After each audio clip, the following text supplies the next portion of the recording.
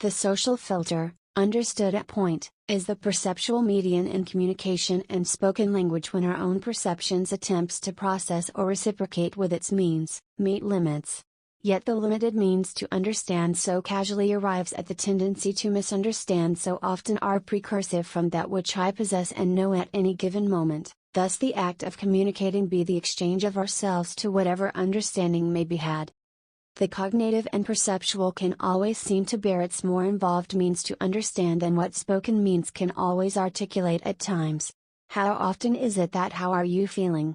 be answered with "oh, quite alright," but this rarely reflects what is happening on our minds and emotional states.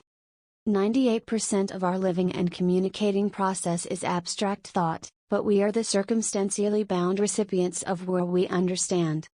So, from that state of sociology, what we may be referring to when we say sociological anomalies or shifts, refers to a situation where the paradigm of that filter altered the socio-subjective in a way that enabled the psychological and notionally peripheral to assume linguistic engagement.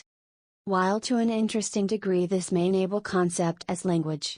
Like the social filter, the human limitation only engages as per the same filter's precursive parameter of that which I understand. All the same, the context with which the psychological being would begin to undergo an exploration of that as well as a number of other issues that momentum began to inspire, underpin the world as we accept it at face value, and the generation's capacity to be inquisitive could exist within a question of contrast of their living being with what misunderstands, as well as address the fact that what is real might not be as cut and dry. But there was still a germinating and self-sustained by consciousnesses, meiosis of complexity of sorts where our culture's most angsty and recoiling but simultaneously skeptical and bright could refract and observe whilst conjure became momentary expressions of a more dynamic source. Ourselves. Ergo, our subcultures,